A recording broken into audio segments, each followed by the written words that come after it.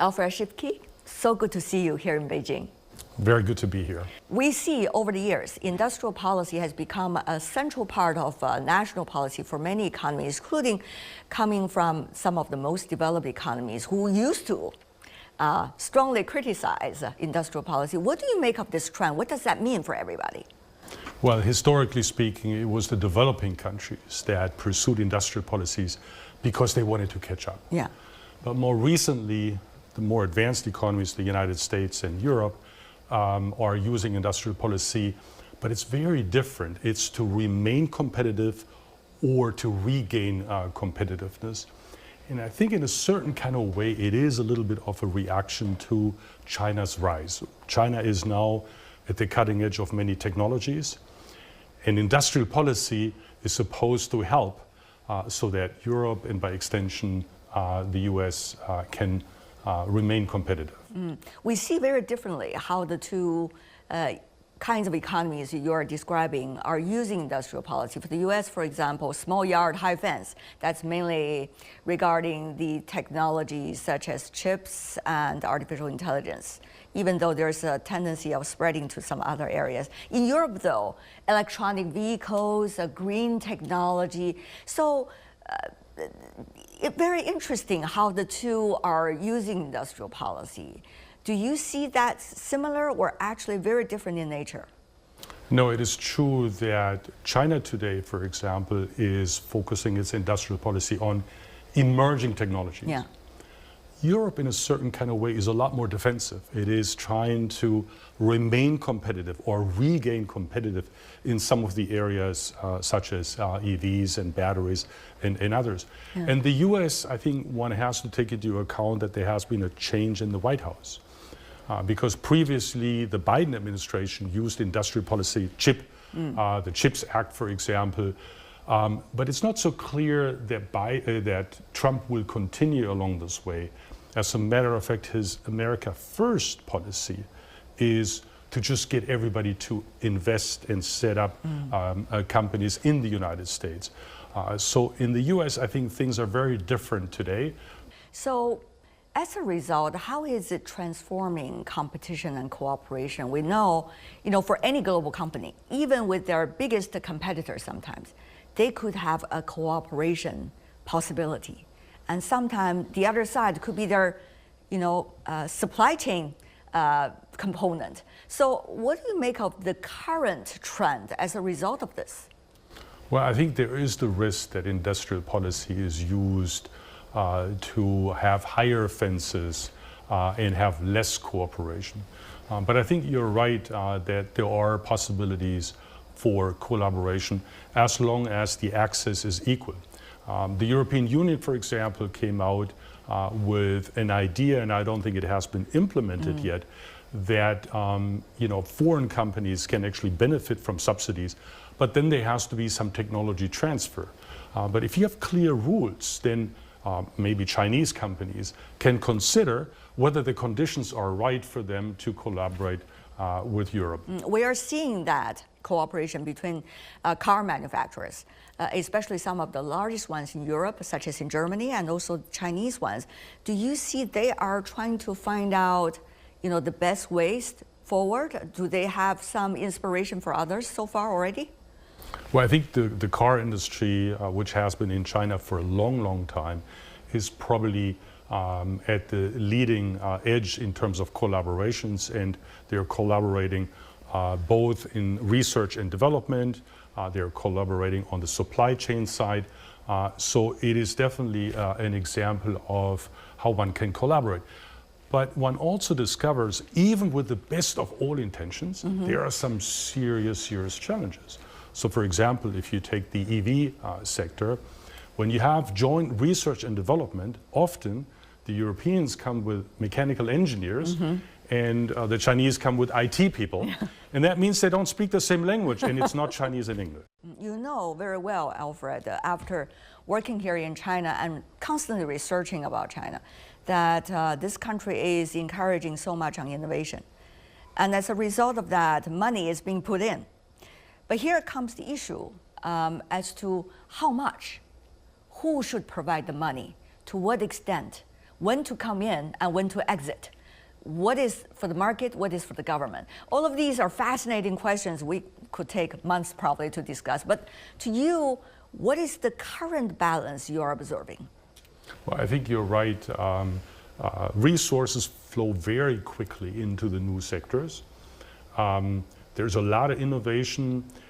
The challenge, I think, is for companies to then also exit, because we know that in this very competitive environment, there are many companies that ultimately will not survive, but the exit is not as quick as it should be. And that is a waste of resources that you could use somewhere else. Now, what is it that one ought to do? And I think it is related to concepts of bankruptcy procedures.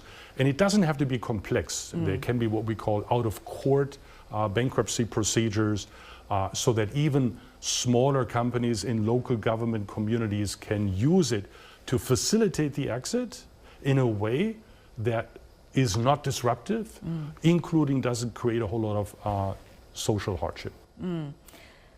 But how well are we in that process already? As you know, recently China has been working on its future plan for the transformation of the economy. But from decisions to actions, from actions to implementations, and eventually the results, there's still a long way to go. How far are we already in some of the measures that you already mentioned? Well, I get the sense that in terms of the broad direction, it has been clearly defined. But a key component for the implementation of all of this are local governments.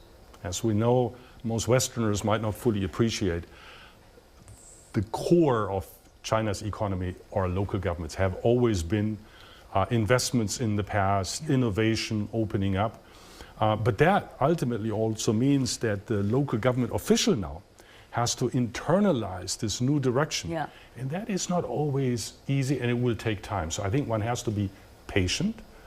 It probably requires that performance indicators for local government officials, KPIs, have to be changed. And again, it is not easy. Yeah, the reason why we mentioned already some of the questions is because China's industrial policy has a lot to do with how local governments would implement it. And right now, there's an issue of, whether sometimes it's too much or too little.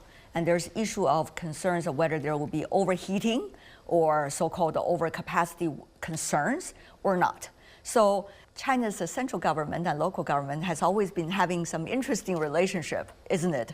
Do you see that nature has to change in order to address some of the issues you just mentioned? This relationship between the central government has to be more clearly defined. At the end of the day, local governments have to have the financing, have to have the resources to do what they're meant to do. Some of the obligations of local governments might have to be shifted to the central government to give more room to local governments to focus on the new areas. Right. While we are talking about industrial policy, we also see another side of important development, which is consumption. Recently, China has put forward already the huge action plan on how to encourage domestic consumption. How will this side meet the earlier goals as a result of implementing industrial policy? I mean, industrial policy that should be encouraged. Yeah, they have to be complementary. Industrial policy is still a key focus. Again, the new technology sectors, those have been identified. But they need to be complemented now with a real big effort to foster domestic consumptions. It is truly the panacea for China. First of all, it makes you less dependent on exports. Right. Secondly, it helps with the welfare of the society, and it helps with the rebalancing of the economy.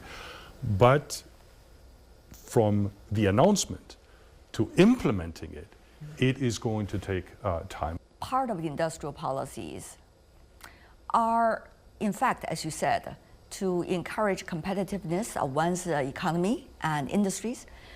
But sometimes also there's concerns of prejudices. For example, with China's rise, that it takes a while for some of the others to accept it, and to the degree of the degrees of growth of China.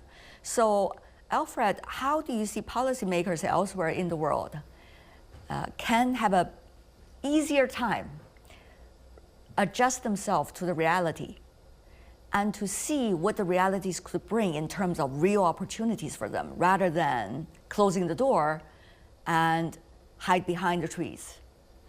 I think, first of all, we're still early stages in the process that the rest of the world is appreciating that China now is at the cutting edge.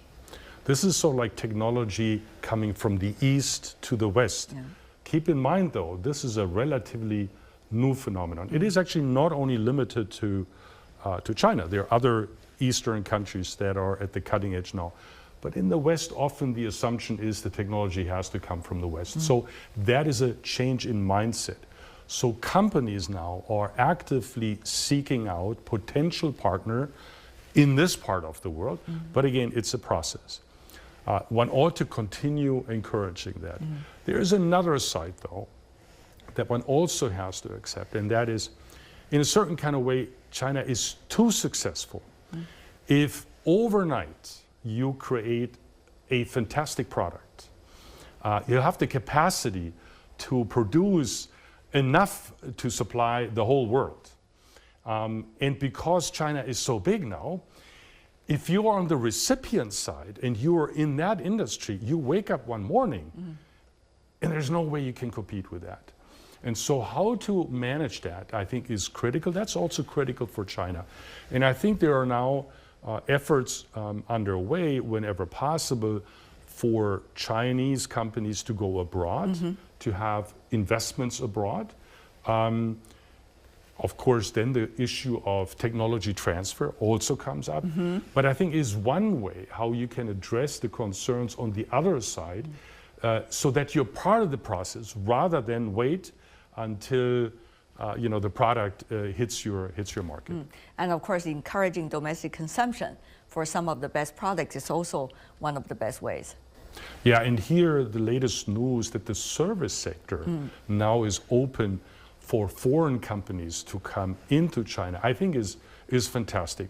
It is good for China because there's a lot of demand for the middle class, for services, whether it's healthcare or otherwise, where foreign companies can add a lot to it. And it's a great opportunity for foreign companies to be here. And on top of that, most likely, there won't be any national security concern. Alfred Schipke, always wonderful to see you here in Beijing. Thank you so much, sir. Thank you very much. Real pleasure.